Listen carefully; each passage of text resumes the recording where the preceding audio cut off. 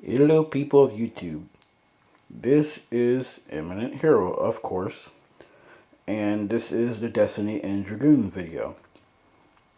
What I'm about to show you is a remake of my Destiny End Dragoon deck, which I hope works a lot better than how I previously had it. Now before I go on, I'm going to say it again, like I said in my other video with the Evil Hero deck. This deck is made to the best of my abilities. So please don't ask me, where's this card? You're not running that card. Why are you using this card to try to get that card? Don't got the money, don't got the time, don't got the trades to go get it. Alright, let's get started with this video. Alright. I used one Dark Iron Dragon. Now Dark Iron Dragon, people are very familiar with. When you have three dark monsters in your graveyard, sorry, I burped. 3 dark monsters in your graveyard, you can special summon him from your hand. You can banish 1 dark monster in your graveyard so you destroy 1 card on the field. Now, he's not, unlike other meta players or people in this game, people usually just splash Dark Iron Dragon in a deck just to throw him in there. Well, actually, in this deck, he is thrown in here because he actually has a strategy that he works with. He works well with Doomsday Horror and Destiny End Dragoon. And as the video goes on, I explain to you why. Alright, Element the Hero Stratus. Backbone to every hero deck. Don't gotta go in further detail with him. Morphing Jar. I use 1 hand control. Get what you need to get. Get rid of what you don't want. I use 2 Doomsday Horrors. Here one of the combos with him is that this is how he combos with End Dragoon and Dark Iron Dragon. Doomsday Horror gains 300 attack and defense for every dark monster that I control that's banished. And Dark Iron Dragon, since he can banish dark monsters from my graveyard to destroy a card, every time I use Dark Iron's effect, it means Doomsday Horror gain 300 attack and defense later on, or if he's on the field. Every time Destiny End Dragoon brings himself back from the graveyard, since he has to banish a Destiny hero to do it, and Destiny heroes are all dark monsters, Doomsday Horror gains another 300 attack and defense every time Destiny End Dragoon brings himself back from the graveyard. So, and since Destiny End Dragoon and Dark Iron Dragon help Doomsday Horror by giving him higher attack and defense, Doomsday Horror also returns the favor, since when he's destroyed and sent to the graveyard, he returns all banished dark monsters back to the graveyard, which therefore refuels Dark Iron Dragon's effect and refuels Destiny End Dragoon's effect. So, if I, let's say, have 3 dark monsters in the graveyard, that's summon Dark Iron Dragon. I banish 2 dark monsters to destroy 2 of your cards. I banish the 3rd dark monster to destroy Doomsday Horror. Bring all banished dark monsters back to my graveyard, and then I can destroy your whole entire field, basically. And not only that, Doomsday Horror can become like 4,000 plus attack in this deck. I use 3 Destiny Hero Plasmas. Reason being is because I want to draw into them as fast as possible. Since I run chain materials, I don't have to fuse with them in my hand. I can just fuse with them while he's in the deck or the graveyard. So, to summon Destiny Hero Plasma in this deck, I summon 2 End Dragoons, and then tribute 2 of those and 1 monster to summon this guy from my hand. He's basically a combination of Relinquish and Skill Drain, but he only negates my opponent's monster's effects. And he doesn't have that, we both players take battle damage like Relinquish does. And Plasma gains half the attack of the monster, not the whole thing. And he doesn't have that protection where the monster dies instead of him. I use 3 Destiny Hero Dogmas. Now, on many occasions, I'll try to bring this guy out first so I can get my opponent's life points halved. Because when Destiny Hero Dogma is special summon, if I still control him and he has to be face up during my opponent's standby phase, my opponent's life points is halved. He doesn't inflict damage to you. He doesn't make you take anything. He just says whatever you have now is halved. So you can't prime material it, you can't bear behind or nothing. So, being that he has my opponent's life points, Destiny End Dragoon can come in for the final kill and just, take out the rest of your life points easily. Destiny Hero Diamond Dude. What he's in here for, I run 3 of him too, is that he helps me sift through my deck so I can just hit only the normal spells. And whatever normal spells he hits gets sent to the graveyard, and I can use their effects next turn without conditions, costs, or requirements being met. Because that's what Diamond Dude actually does. Since he says I can activate the effect of the normal spell card, and not the spell card initially itself, I can bypass all cost, requirements, and conditions. For example, let's say there was a card that said discard 5 cards from your hand, and you can only use it if you control 3 monsters. Well, since Diamond Dude bypasses all that, you don't have to discard cards from your hand, you don't have to worry about what you control, you just do it. Alright, Destiny Hero Defender. I use 3 of him because he's a 2700 wall, and it's very hard to get by him. Yeah, my opponent gets a card, which I really don't like because they can end up getting too much of what they need and just running right over me like it's nothing. But hopefully Defender stalls long enough for me to get what I need. I'm gonna side deck 2 Appropriates and a Destiny Signal so I can get into him quickly and start getting that +2 draw every time you draw 1 card thanks to Appropriate. I use 3 Destiny Hero Fearmongers.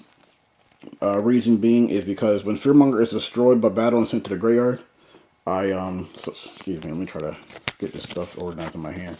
There we go. Anyways, let me continue. When Destiny Hero Fearmonger is destroyed by battle and sent to the graveyard, during my next standby phase, I can special summon 1 Destiny Hero from my graveyard. Well, obviously enough, I'm going to get either Defender or Diamond Dew back. Most likely Defender. Alright, my spells.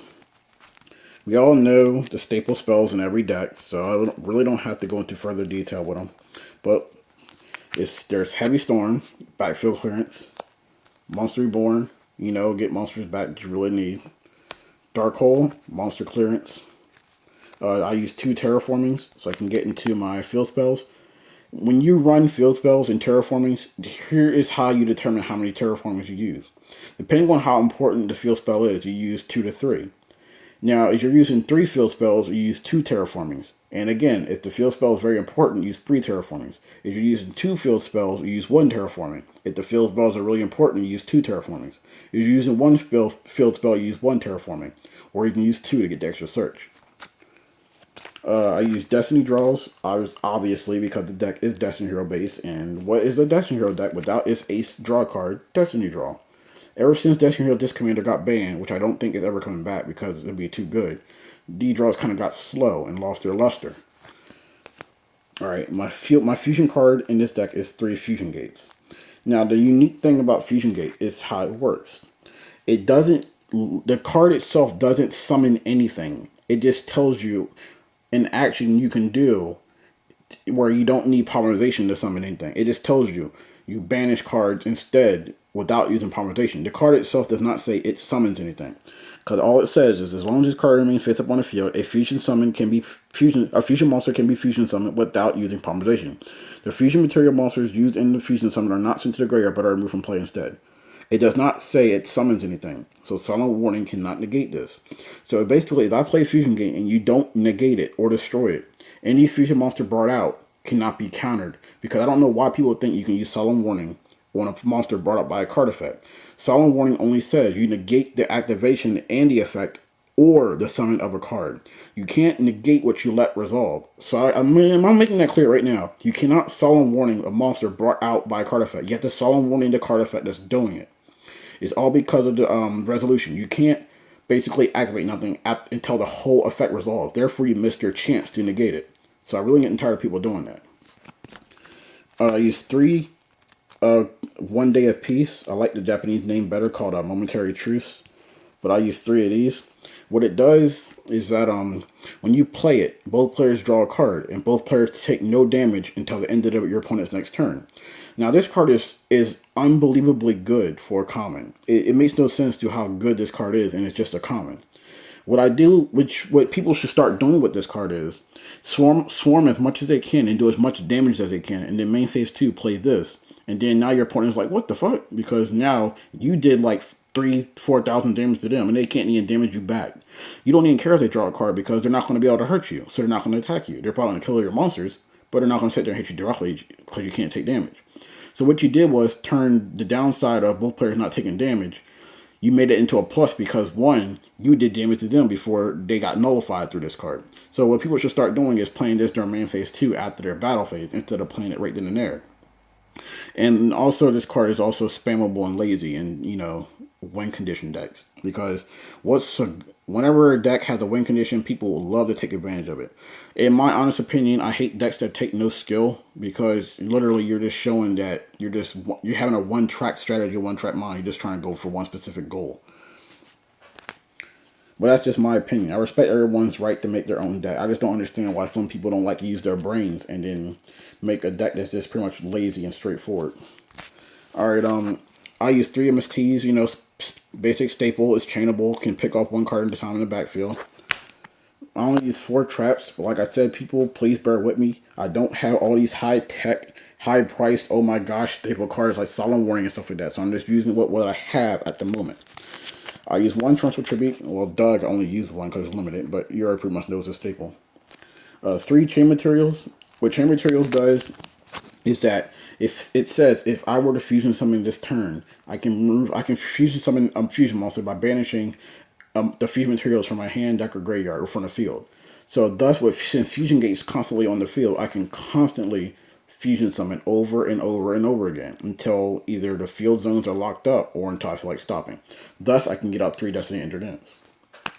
Alright, that's all for my main deck. Time to go on my extra deck. I'm sorry if the camera's like drifting. My arms are getting like tired. I'm trying to pay attention and do this at the same time. I have... Oh, I hit the camera. Fuck it. Yeah, no, also it's okay. I don't give a damn anyway. I use 3 Vision Hero Adorations. One of them's in Japanese. Can only have 2. If anyone out there has an English, I think it's Generation Force. Yeah, Generation Force Secret Rare Vision Hero Adoration, let me know. We'll probably work out a trade if you're willing to trade it. Vision Hero Adoration is basically a beefy hero shrink. Destiny heroes and Evil heroes need him the most because they have trouble getting over stuff. He's a 2800 level 8 Dark Warrior. His stats is amazing. He's the fusion of any 2 heroes, so he's not hard to get out at all. And like I said, Destiny heroes really can use him because Destiny heroes are weak, and the strongest level 4 one is Diamond Dude. So this guy helps them get over monsters and helps Dark City actually work better in their favor. In this deck, he's pretty much just like another dark monster from Doomsday Horror to get off the attack off of and just to stall a little bit. I use 3 Vision Hero Trinities. And I actually do use him in this deck. He's not just on here for fusion material. But when I use chain materials, I make all my fusions as much as possible so I can have a lot of dark monsters removed from play for Doomsday Horror to be stronger. So if Trinity is needed, I do make them. I actually beat, I think, a Fairy deck or a Herald of Perfection or something like that, or Counter Fairy, whatever deck it was. It was a Fairy something with this. Trinity makes it so much easier to win. When your opponent slips up by putting too many monsters in a tap position, Trinity just takes advantage of that and you just win. Because since his attack is double when he's summoned, and he can attack 3 times per battle phase, he just pretty much says, I'm a 5,000 beat stick, you will lose if you had too many monsters in the attack position. So he's pretty much an easy game winner. And then there's the main fusion of the deck. The hero that never dies, Destiny End Dragoon. Basically what he does is, if he's in the graveyard, I can banish a Destiny hero from my graveyard to special summon him during my standby phase. I can select one monster my opponent controls, face up or face down, and destroy it. If the monster was face up, your opponent takes damage equal to the monster's attack while it was destroyed from the field. And the only way to get rid of him in this deck is to banish him, which in Doomsday Horror just bring it back. But the best surefire way is to put him back in my extra deck, where I have to remake him again. Then my XYZs. I need more XYZs, people, so if anyone out there has XYZs for trade, just let me know which ones you have and we'll work out a trade, because I like collecting them because they give me variety. I need one more of this guy. I have 2. I use number 10 Illuminite for control what's in my hand and draw some cards when I need them. I need one more Utopia. I have 2. He's pretty much a basic staple. Negates attacks and stuff like that. Pretty easy to get out. I don't need no more of these. I got 3. Zenmeister is in here. Recycle Morphing Jar effect. He's pretty much made for windups in general, but with slip effect monsters, he's pretty decent too. So I can just keep reusing Morphing Jar effect in this deck so I can mill my opponent out or get what I need faster. Alright, peoples. That has been Eminent Heroes, Destiny End Dragoon Deck. Comment, like, subscribe. Bring your friends by. Let them see my videos. I need to get more subscribers. I want to hit 300 as a goal this time, so spread my word around. Follow me on Twitter. I think the Twitter link or whatever it is on my YouTube channel, so just go check it out there. Alright, dudes. Peace.